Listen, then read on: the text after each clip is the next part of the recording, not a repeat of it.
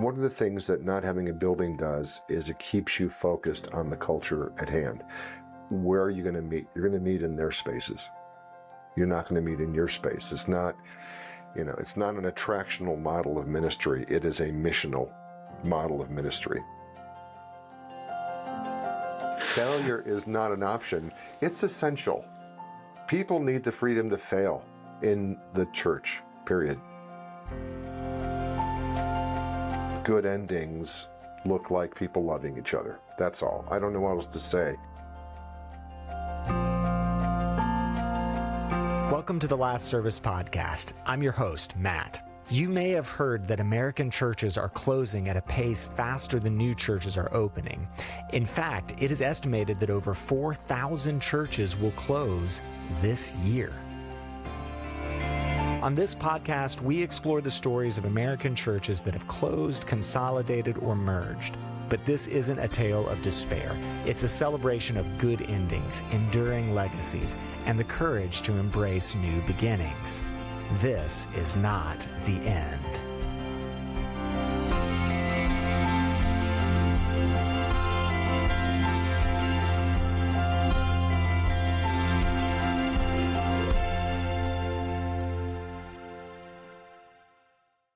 Hey folks, my guest today is Mike Sares, and he is with Urban Skye. I'm got connected with Mike kind of randomly. I found their website and was very intrigued about their model of how they're doing ministry, their approach to pastoring and church in general. So I'm looking forward to this conversation. Mike, thanks for being here. Could you Great to be here.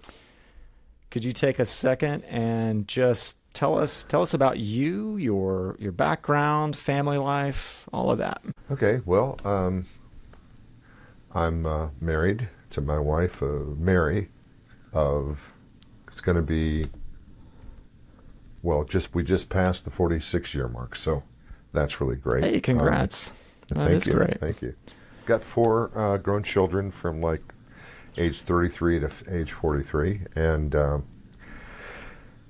so I grew up in Toledo, Ohio, myself, raised in a Greek Orthodox church, and came to Christ just after graduating from high school that summer in a radical way through a Bible study sponsored by Young Life, and got involved in Young Life for quite some time as a volunteer leader, as student staff, and then after becoming a teacher for a while, after graduation from college, I joined Young Life staff and church staffs, and then kind of went back to teaching and was in a steel mill for 5 years because I made more money than I did teaching, and I was starting to have kids, and then I went into the sales world for quite some time, and advertising for a while, and finally decided at 40 years old it was important not to keep ignoring the call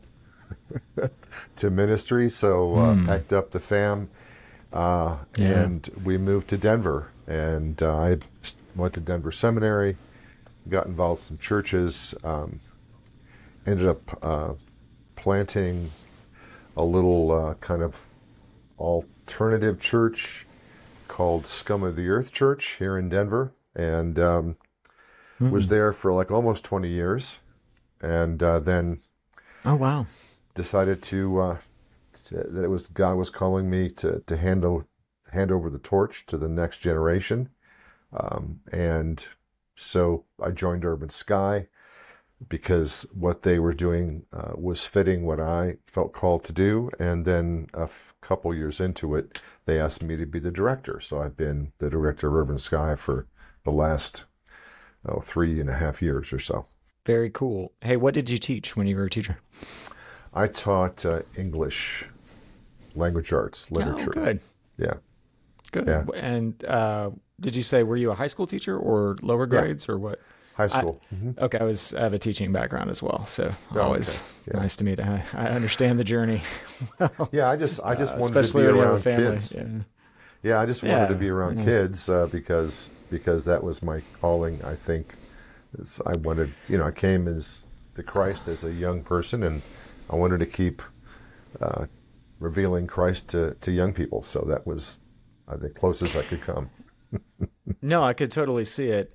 Yeah. Especially being an English teacher at the high school level, you talk a lot about life and Yeah. philosophy and all of that. So yeah, Hmm. I completely see how that Yeah. is a fulfilling of calling as well. So, Yeah. After a while, I got um, tired of talking about Wordsworth and Coleridge and Thoreau, and I got to talk about Jesus more. yeah, yeah, I hear it. I hear it. So, Okay, great. Tell us a little bit before we dive into Urban Skye. I'm curious to know about Scum of the Earth Church. That is mm, not a typical name of a church. no. So you referred to it as alternative. What do you mean by that? How was it alternative?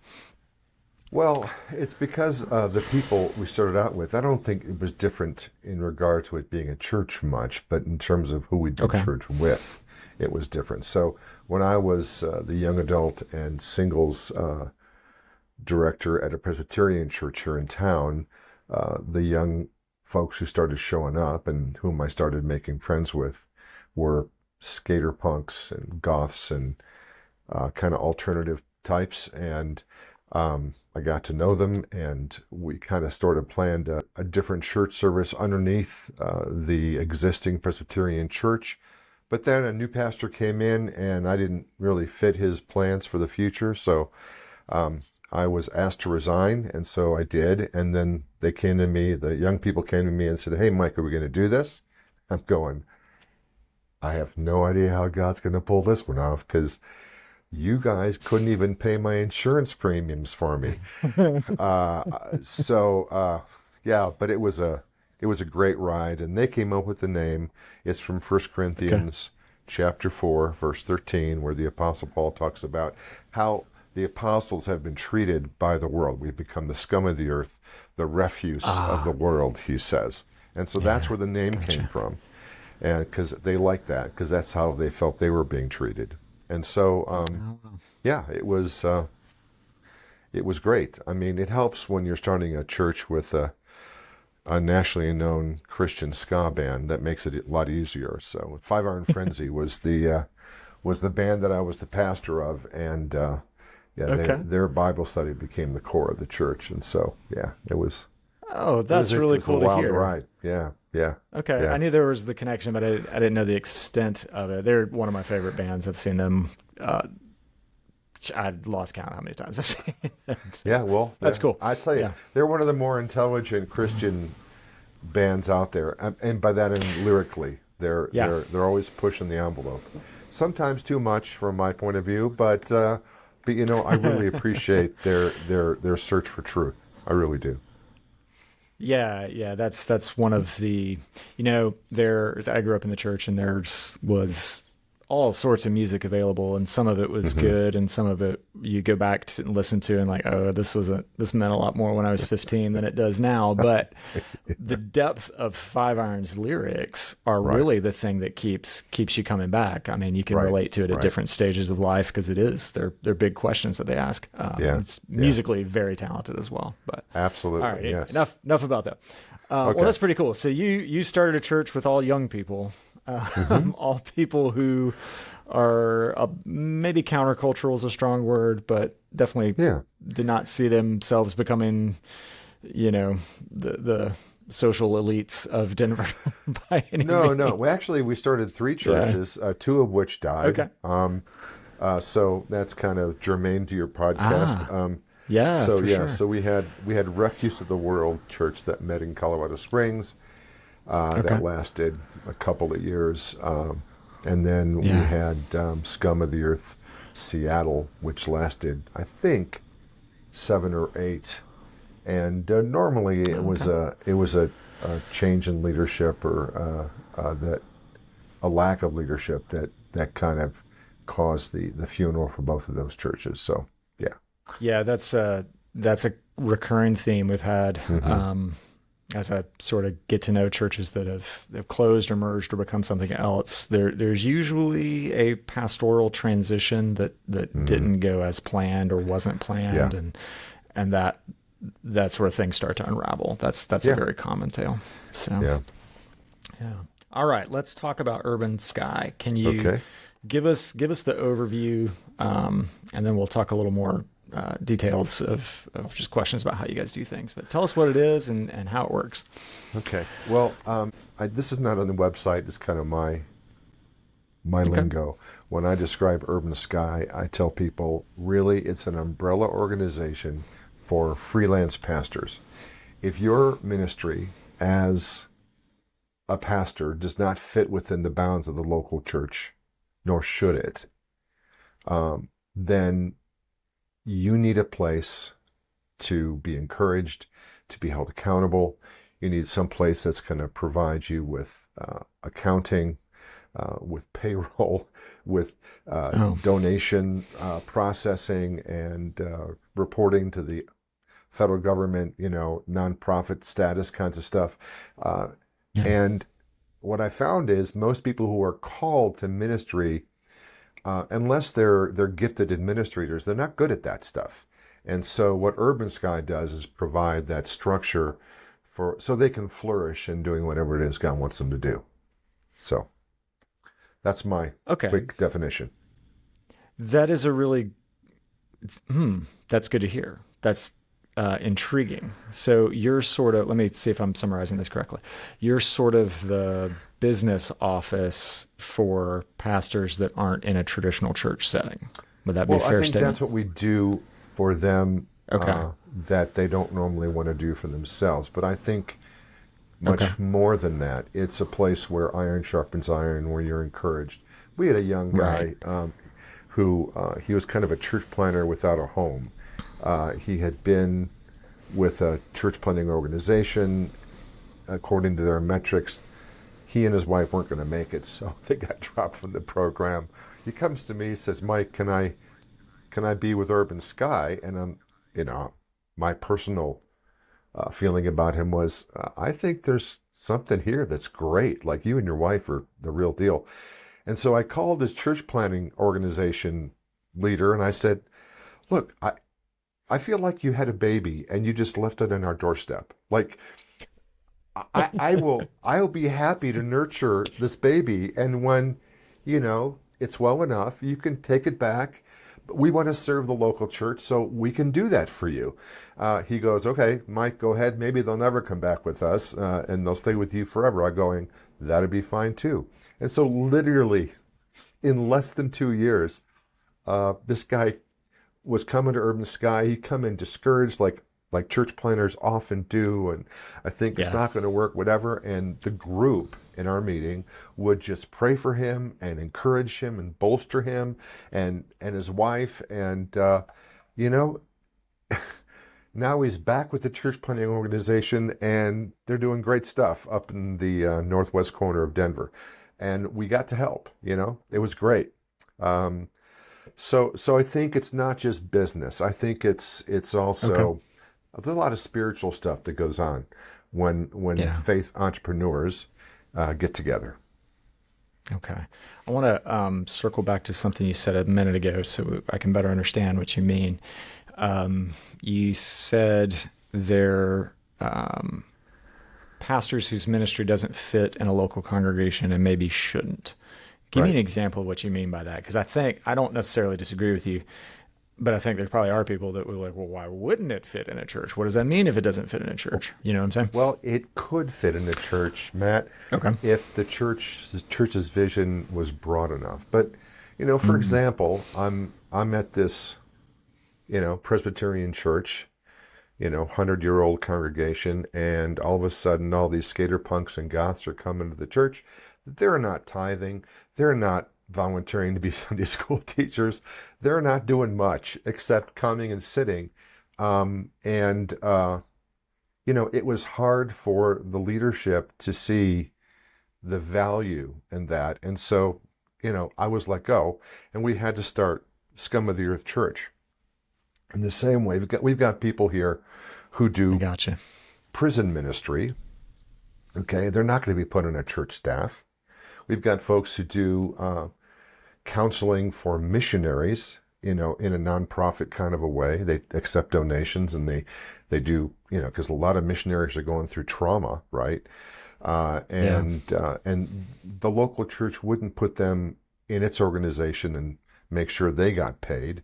we've got folks who minister to secular traveling musicians. So uh, if you're a traveling musician, if you're not in the top tier, you're in your car breaks down, your guitar strings break, your amp stops working, and you don't know where to go for help. Believe it or not, there's a ministry uh, under Urban Skye that comes alongside those folks if they're in Denver and says, let us help you fix your stuff. Let us help you find a place to stay. Let us, I mean, like, Wow. I don't know any church that's going to put that under their umbrella, right? But Right. Urban Skye does. And we got plenty more. I've got a whole list. If you want me to go through the list, I'd be happy to because it's quite a fascinating list. I actually would really like you to go through the list. That sounds amazing. Yeah, yeah, tell us exactly. Yeah, that'd be All great. right. All right. So we've got a person who does vocational examinations. Like, okay, so you're at a quarter life crisis, you're in a midlife crisis, you got to change jobs, that you're a Christian, you want to follow your calling, but you don't even know what maybe that is or how to. And so you go to Called to Be Ministries with Jetta McKinney, and Jetta will take you through a bunch of uh, literature and tests that help you figure out what it is you're called to be and to do. Um, we've got, as I said, folks who do women's prison ministry, men's prison ministry, and not just here in Colorado, but in other states as well. Um, got one guy who, bless him, I mean, he used to be on University Christian Fellowship staff. He's been in the business world. He's been in HR. But he and the church have just never seen eye to eye in terms of how they do their outreach and so what he does is he just starts these men's groups in neighborhoods, and his wife does the same thing with women, and they're not based in any church, but they're all Christ centered, and he's trying to bring people to a knowledge of the Lord through just neighborhood, like guys go fishing. Or they have a retreat, and he speaks. We've got a guy who's does basically what I'll call one-on-one pastoring. He was on the staff of two different mega churches here in the area, and what his heart was, I just want to pastor people through the hard times in their lives. They have these expectation gaps. I thought my life was going to be this way. It turned out this way. Where's God? And the megachurch guys were going, no, no, no, no, no. We want you to direct a bunch of volunteers to do that. But he is really a pastor's pastor, right? I mean, that's what he does. He pastors people. So he just branched off on his own, and now he's going great guns under Urban Skye. Um, let's see. We've got a guy who started a string of house churches. And he's part time. I mean, he works a regular job that he started, a company he started, and he's just slowly planting house churches that are reaching out to the neighborhoods, and it's just amazing. We've got a woman who's a death doula. I mean, she walks with people through that transition between this life and the next. She herself has terminal cancer, has had it for 9 years. She's supposed to die 8.5 years ago, but she Wow. hasn't. And so she walks with people as they're going through the final door. It's amazing. We have folks a young woman who was born on the reservation. She's a white girl, born on the reservation, but Okay. is starting a ministry to Indian reservations that's Yeah. based on trauma response, because there's a lot of Yeah. bad things that happen on the res. Holy smokes, it's Um, unbelievable. Yeah. yeah, there's a young woman who does after school programs for high schoolers based in art and creativity. It's a safe space. We've got people who are spiritual directors who do personal retreats. So one woman is now, she just bought some land up in the mountains up near Idaho Springs, and she's turning it into a prayer retreat center for people to come and to seek the Lord. Um, we have a couple who have started a pro-life film company. Okay, in other words, they're going to make films that encourage young women to keep their babies. And Yeah. they're coming out with their first one in the fall of this year. I mean, there's no church I know that would make that part of their ministry, right? But they have a vision from God. They have people who believe in them and what they're doing, and so they're sending money in. And this couple isn't even taking a salary; they're just paying the director and the editor and the sound person, and that kind of thing with the money that they raise. Um, we've got a guy and I think this is going to be huge. He's just completing two books, called it The Tribal Family, and it's all about raising your children basically with more of an Eastern kind of Jewish mindset, and how parents are the priests of the home. I mean, it's going to be. I think it's so needed uh, for young people who have no idea how to be parents in a Christian context to learn what it means biblically. And this guy's got two master's degrees from seminary. He knows what he's talking about. We've got one guy, Tim Jones, who does a ministry called Longer Tables. And this is amazing. I've been to him. He will put on a dinner, and he'll have a core of Christians who are the providers of the food, and they sit at the table here and there and everywhere. And they invite people intentionally from different socioeconomic backgrounds, from different religious backgrounds, all to be able to sit down at a table together using the model of Jesus, the way he would eat with people in the scriptures, right? Yeah. And there's no agenda, there's no program. You just sit down and you talk to the people around you, and hopefully the folks who are already Christians are salt and light, and the relationships form. It's amazing, amazing.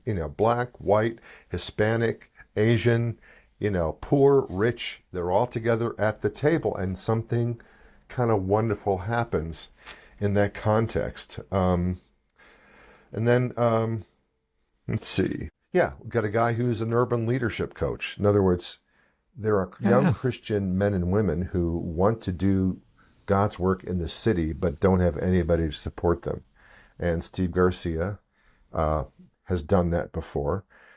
He's a minority himself, and he helps encourage and just coach people through the transitions of their life. So, yeah, we've got a guy, our founder, actually, the founder of Urban Skye, Dave Meserve. One of his jobs has been to close churches. Well, like, churches call him and say, hey, we don't know what's going on. We think we might be dying, but we need somebody to guide us because we have no leadership. Would you come? And so, yeah, so he's beautifully closed a couple, three churches, and helped a couple more keep going. So that's kind of a strange ministry, isn't it? It is a strange ministry. It is a much needed ministry. Yeah. And it will be a much more needed ministry, sadly. Yeah. I will definitely want to reach out to him. Okay. That's a conversation I'd love to have about that. As you were describing your list, that painted a perfect picture of what you mean by faith entrepreneur. People who have a strong sense of calling in a I don't want to use the word niche, but I think maybe it works. A particular area, and have the gumption, the desire, the passion to do it and get it done, but still need resources. Am I describing faith entrepreneur the right way? Does that fit the bill? I think you are. Yeah.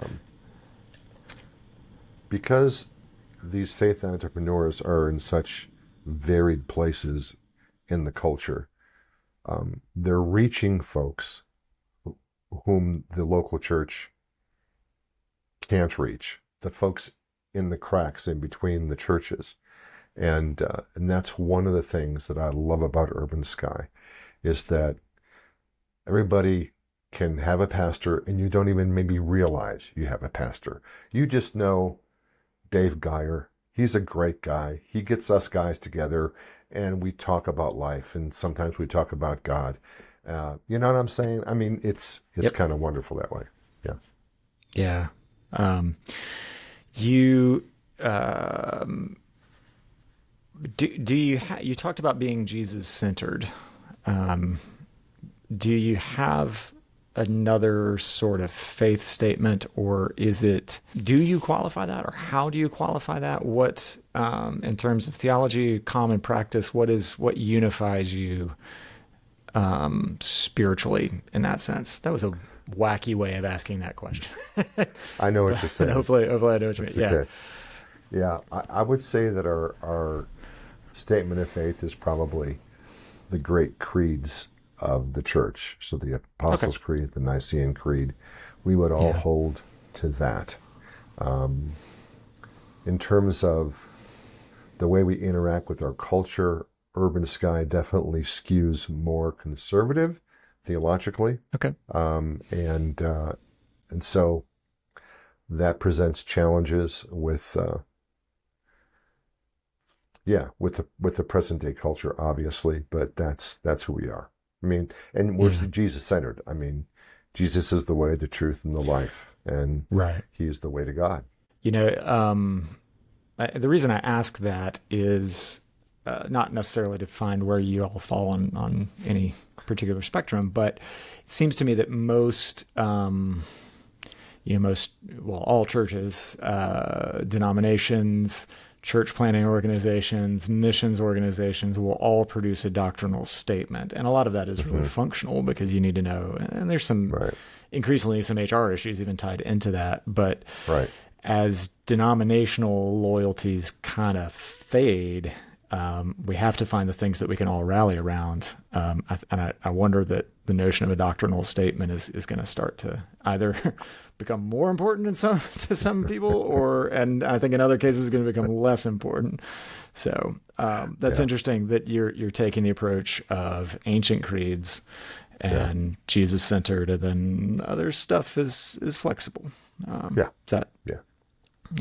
okay? So I'm very curious about the connection with St. Patrick. The website Hmm. talks about Patrick quite a bit, and making the leap was a little bit difficult for me because I don't really know a whole lot about St. Patrick. When I like a lot of people when I hear St. Patrick, I think of the Green River in Chicago. All right. And sure, well, I like all of that. There's kitschy traditions that we have in America, and I know a little bit about some of the faith aspects, like the breastplate of St. Patrick and things like that. But Hmm. what particularly about his ministry has influenced the work you're doing at Urban Skye? Well, a lot of Urban Skye's DNA was formed by reading George Hunter III's book, The Celtic Way of Evangelism. And what basically the difference between that and between, let's say, the Roman way of evangelism at the time, Mm-hmm. where in a lot of the Roman Church, they were trying to make a good Roman as well as a good Christian. It's a kind of a Western view of things, where what St. Patrick did was much more like what a good missionary does. St. Patrick goes to Ireland. Of course, he had been a slave there, so he knew the culture. But he wasn't trying to remake the Irish into good Romans. He was saying, what's already here that God has seeded the culture with that I can build upon to bring these people closer to Christ? And so Urban Skye began saying, okay, what is present in the culture of young urbanites uh, that they're already closer to God than not close to God? One of the articles that our founder had read was by Phil Yancey, and Phil talked about how the culture still was open to truth and to beauty and to love, and that it seemed like beauty was one of those places where who God was and who the culture wanted to be were pretty much in line. Maybe not so much with truth, um, but definitely when it came to beauty. And so, what Urban Skye did in the early days was they found a section of town called the Highlands before it became cool.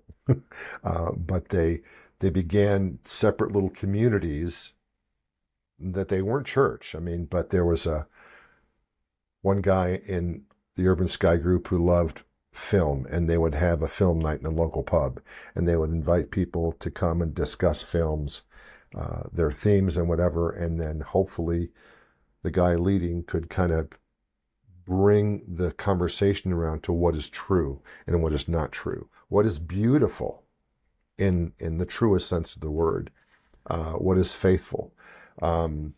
So there was a group that led by a person who was published author, and so they had a book salon where they would look at books and do the same kind of things, of a book club. And of course, Scotty Sawyer would bring that conversation around to what is true, what is beautiful, and they had a writers group where a woman in the group was a poet and still is a poet, and she would do the same thing. People would bring their writing and encourage them, and they had a service. They wanted to help the disenfranchised, so I think they hooked up with an orphanage in town and to try and serve those folks. And then Dave Meserve obviously was more concerned about the faith of people. His wife was a great cook, and so every week they would host 20 or 30 people at what they called the Sky House. They rented a house in the Highlands, and they would invite people for a meal and then a spiritual discussion. It was for those folks who considered themselves spiritual but not religious, right?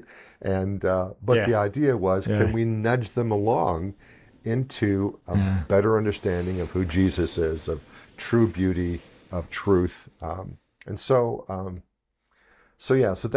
that's they tried to do what St. Patrick did in Ireland by just going ahead and let me give you their little credo here, which I think is an excellent way of just summarizing it. A poem we found in a book was a form of our marching orders for us to use. Number 1, go to the people. Number 2, live among them. Number 3, learn from them. Number 4, love them. Number 5, start with what they know. And then last, build on what they have. So that was the idea. Yeah. Most people would read that and I think start thinking of overseas missionaries. But yeah, exactly. Yeah.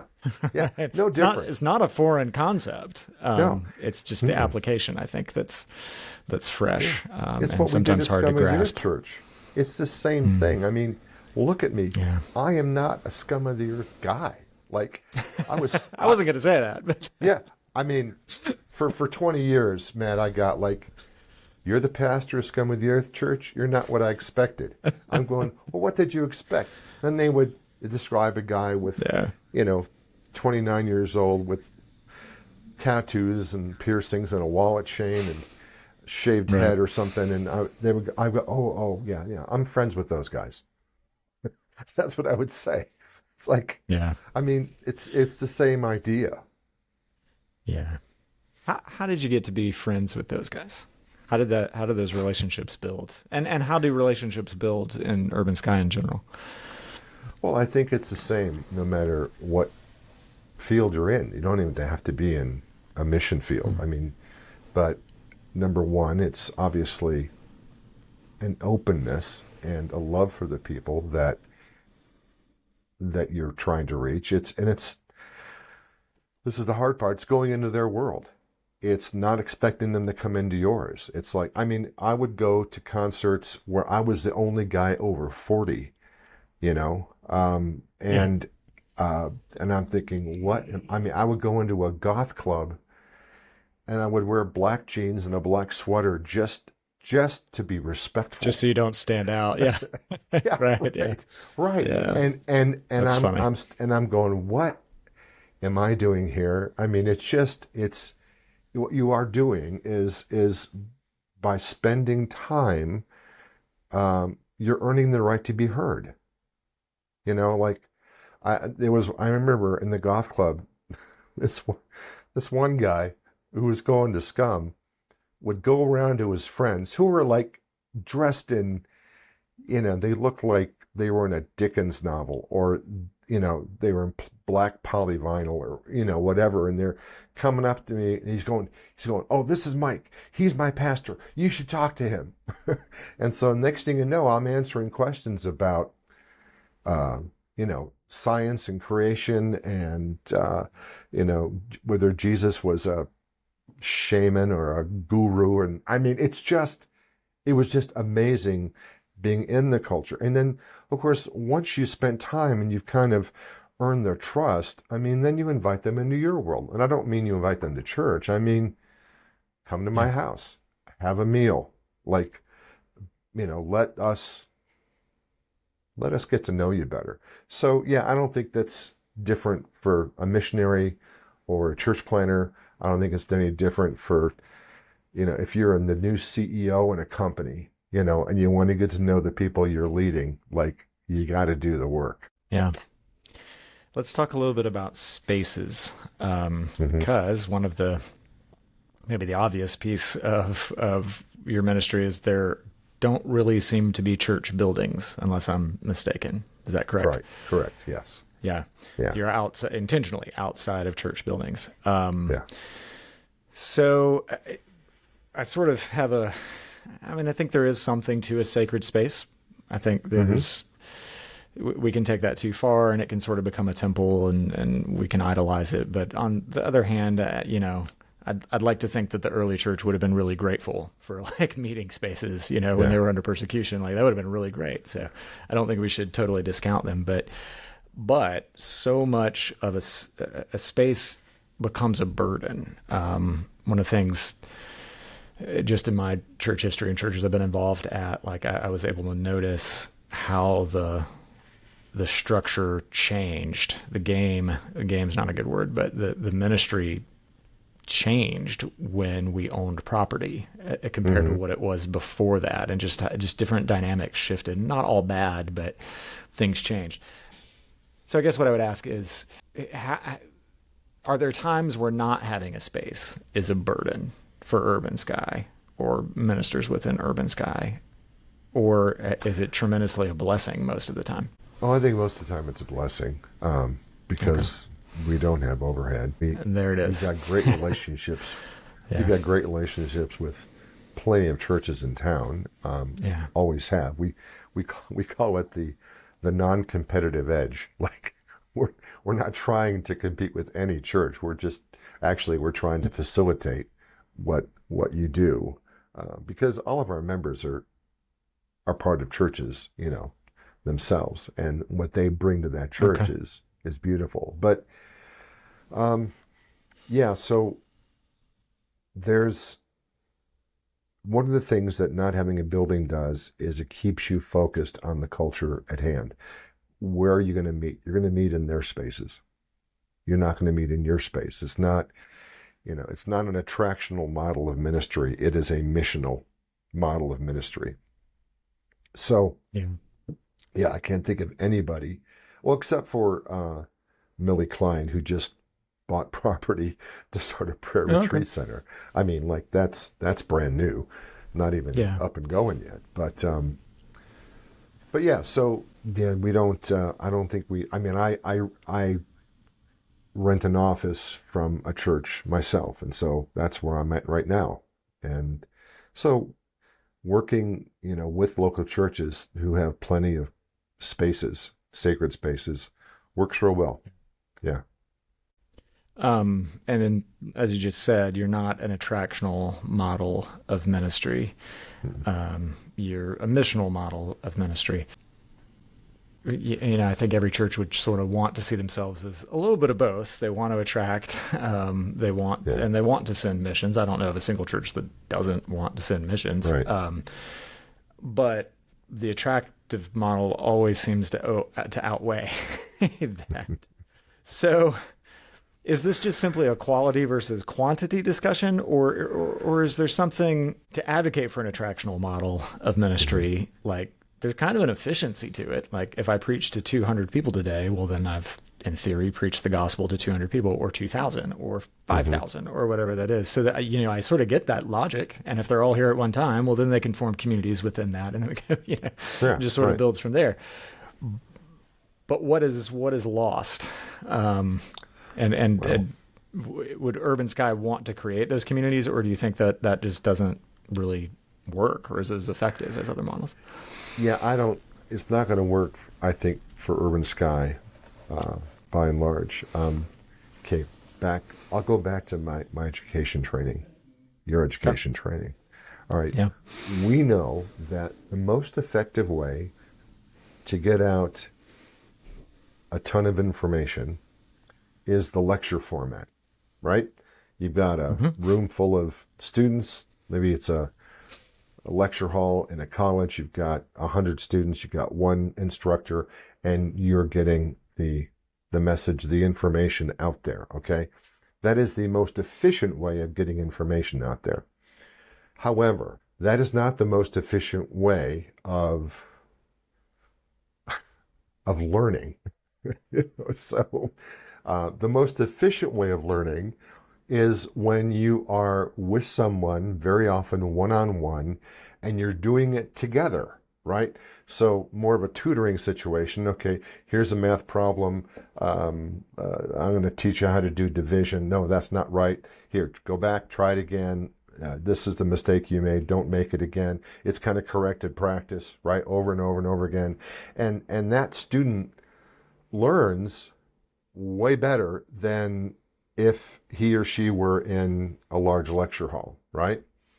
But you don't get near the amount of information out to that many people in a one-on-one situation, which is why in the scriptures we see Jesus did everything from the Sermon on the Mount, large crowds, Beatitudes, a lot of great information, but then, he's got the 120 that he's a little more intimate with. He's got the 12 that he's been more intimate with, and he's got the 3 that he takes with him almost everywhere he goes, James, John, and Peter. So, it's, so there's nothing wrong with the large box format, but I don't think that's Urban Skye's calling. Yeah.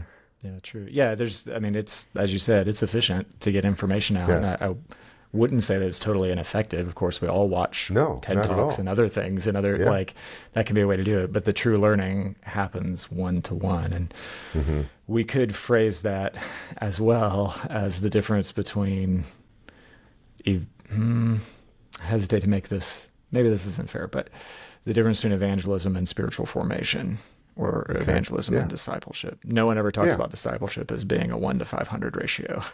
It just doesn't. Everybody knows that doesn't work, right? Right. Yeah. Where you all are taking the approach of starting with a relationship that looks a lot more like discipleship from the very beginning. I think so. And then evangelism comes. Yeah, that's interesting. This podcast is about churches that are closing, but I wanted to have the conversation with you because I think closely related as we look at the scale at which churches are starting to close due to a lot of the times, Mike, I think it's really just deferred maintenance on buildings and the age of congregations, and we just have a wave of those coming. There are other factors in there too, but as we increasingly face a post-Christian society with a lot less churches on a lot less corners, I think looking to other ways of ministry, looking to ministry experimentation and faith entrepreneurs is important. So I think this conversation definitely overlaps. Experimentation is not a word we hear a lot in churches. Yeah. Why do you think that is? Because we don't want to fail. Why don't we want to fail? I'm thinking wait a minute, you've chosen to follow a Savior who dies. That should be your first clue that failure is not an option. It's essential. It's like if a seed it's got to die and fall into the ground before it produces any kind of fruit. I mean, it's like, yeah, people need the freedom to fail in the church, period. They need the freedom to fail, need to try something, and if it doesn't work, you know what? We're not upset that you had all these resources and they're not coming back to us, but we invested in you, and let us go on to the next thing the Lord has for you. I mean, we have a number of people who have left Urban Skye for a number of reasons, and some of which is they failed, right? Some of which is it's like their life was in transition. God was calling them to Sure. something Yeah. else. I'm going to go to seminary. I can't do Urban Skye. Yeah. I'm going to get married. I can't do Urban Skye.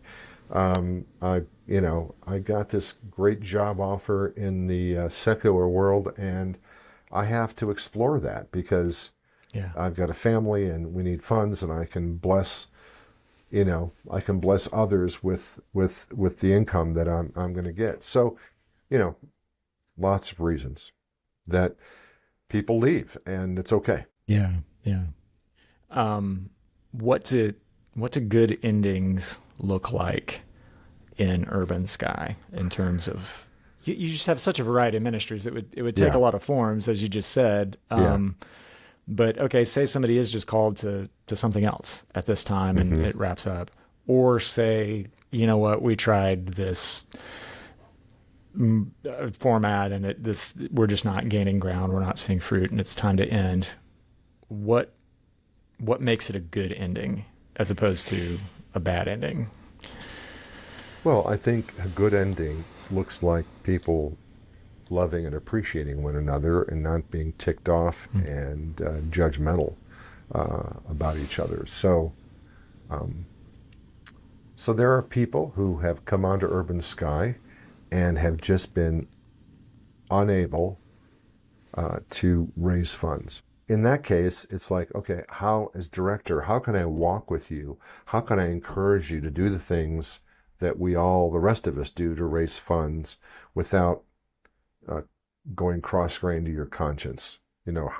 How can I help you? Now, if that goes on for a long period of time, and I mean, I don't want you to be working and not getting paid. Like, you can be a volunteer all on your own. You don't need Urban Skye.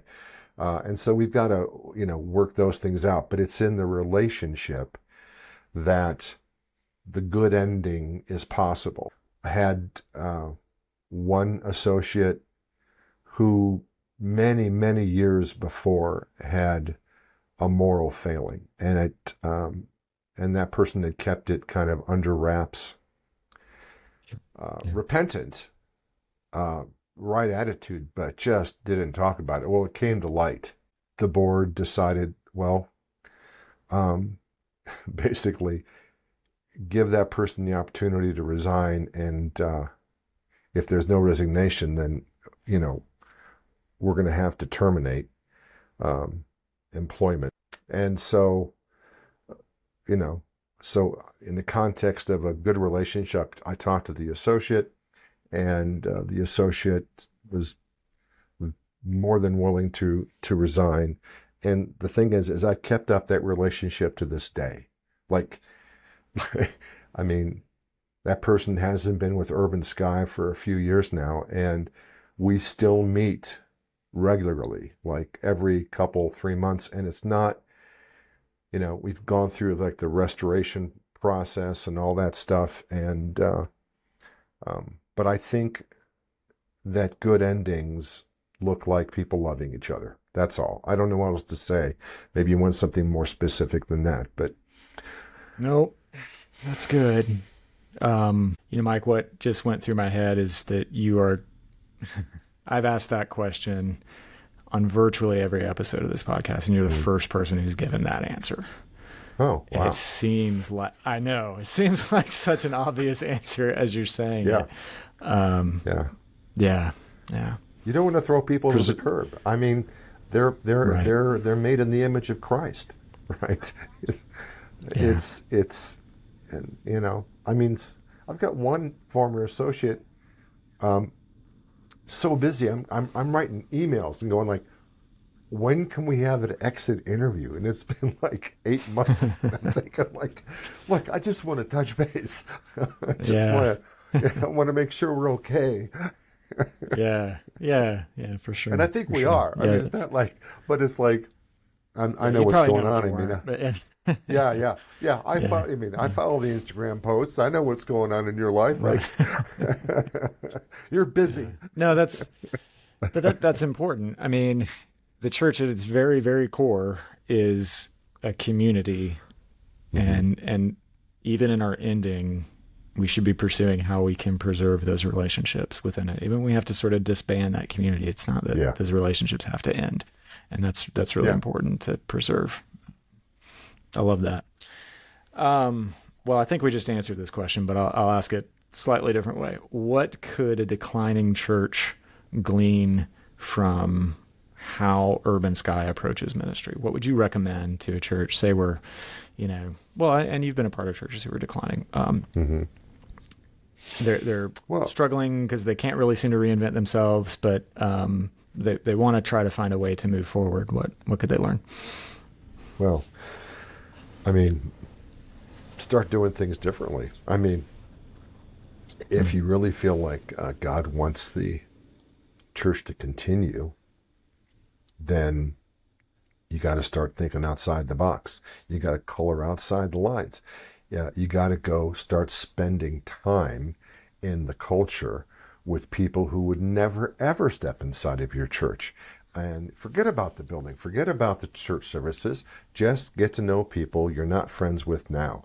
To whom is God calling you to be friends with? I mean, Jesus left heaven, which is a very comfortable place, I'm assuming, where everybody is doing his will perfectly, to come and live in this sin-filled, decrepit, deteriorating world, and to make friends with people who were his enemies. I'm going like, the church can do that. Like, you don't need, it's all about relationships first and primary. And if that means, look, like one church I know here in town, the church actually where I was formerly on staff, I mean, they've done an amazing thing where they've hired two very young Presbyterian ministers to come in, a husband and wife team, to plant a church within their church. In other words, we're going to give you money. We're going to give you our sacred space to use. And you go ahead and you go plant churches with people that you can connect with because, you know, we're a bunch of old people and we have our little communities. And, you know, we want to give you what we have so that you can start a new community within ours. And we'll come around and um,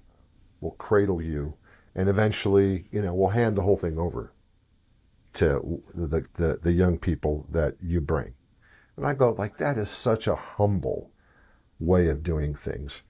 To really to sacrifice, to, you know, we must decrease as you will increase, kind of a, it's a very meek attitude. So whatever you got to do things differently than the way you've been doing them is what you're going to have to attempt. And you might fail. You know, failure is okay.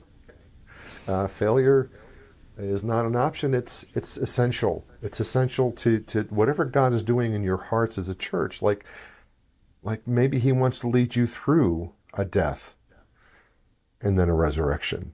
You know, it's what Jesus did. I mean, He's been that way before. He can show you how to go. Mike, let's end with this, if you don't mind. We've I didn't expect this, but we've talked about failure quite a Hmm. bit, Yeah. and I think it's important to dwell on for a second. So I'd love for you to.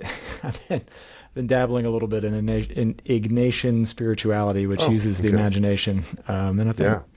I'm learning from it. So, could you share what you feel God wants to say to a minister when something has failed? What do you feel like comes from the heart of God there? Well, first of all, it is an opportunity to fellowship with Jesus in a way that that person's never fellowshiped before. The Apostle Paul said, I want to know the power of Christ's resurrection and the fellowship of sharing in his sufferings.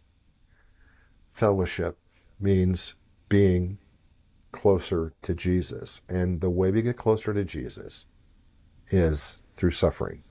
I mean, pick up your cross and follow me is what he said. And so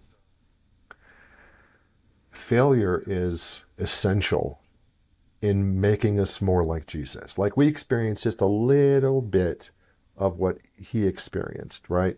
I mean, maybe there's people at your present church who are they're betraying you. They're saying all sorts of terrible things about you. Jesus knows how that feels. You can converse with Jesus about that. You can commune with Jesus about that. You can see the people you've poured your life into just scatter like seeds in the wind. And you know what? Jesus knew that at the cross while he watched his friends and even some of his family just scatter, right? And so failure should be embraced as the lessons that we could learn no other way. I mean, some truth only comes in negative forms, Matt. And there's truth that comes through failure that you don't get any other way. And I really do think that it's the way of the cross. So yeah, to embrace that, you're going to obviously need people to encourage you. You know, get with a group of people who are seeking God and who, you know, you look for the mentors, the coaches, the pastors who walk with a limp. They have wrestled with God and come up on the short end of that wrestling match. They're wounded. they get it. You know, they can help guide you through, because you really can't do it by yourself. You need a encouragement. You need a spiritual friend. You know, Anam Cara, they call it in Celtic spirituality. I don't know if I fully answered the question, but that's my main answer. That sure does. That sure does. Mike, thank you for your time today. This has been a wonderful conversation. You exude mentorship and authenticity, and I think all the things that help you be good at your ministry are just very apparent in the time that we've talked. So, well, the young people beat all the rest of the crap out of me. That's true. That actually is true, especially teenagers. Man, you can't like they can detect inauthenticity so fast. Right. Here's the deal. Like, get this. You know, Ananias and Sapphira, they come before Peter and the rest of the apostles, and they're lying about, you know, what they got, and so God kills them. They drop over dead, and it's the young men who come and grab both of their bodies and cart them out, right, to be buried. I'm thinking, like, oh, that's the job of young people right there. They carry out what's dead in the church, in you, and they carry it out to get buried. It's like, that's what they do. So. That's a good illustration. All righty, sir. Any final thoughts for us? No, I think the main thing is to keep the main thing, and that's Jesus. Amen to that. Thank you, sir. Okay. All right, Mary. Talk to you later.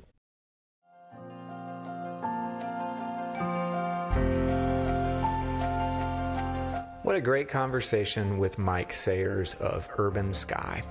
Here are my 3 key takeaways from this episode. Number 1, effective ministry often happens outside church walls by meeting people where they are culturally and spiritually. Mike talked about shifting our mindset from an attraction model of ministry to a missional model of ministry. Number 2, embracing failure and experimentation is crucial for spiritual growth and innovative ministry. Mike believes that failure is not just an option, that it's essential. Number 3, declining churches can benefit from focusing on relationships and being willing to change their approaches drastically. Mike said that in the end, we should be remembered by how much we love each other. And I don't think there's a better way to sum that up. Those are my 3 takeaways for this episode. I hope this episode brought you wisdom, inspiration, and peace. If you haven't already, make sure to subscribe to our podcast and stay updated on upcoming episodes. Please take a moment to leave a review. It helps us grow and reach more listeners who might benefit from these conversations. If you have been a part of a church closing or consolidation, I want to hear your story. Reach out to me at lastservicepodcast@gmail.com. The steadfast love of the Lord never ceases. His mercies never come to an end. They are new every morning. Great is your faithfulness. This is not the end.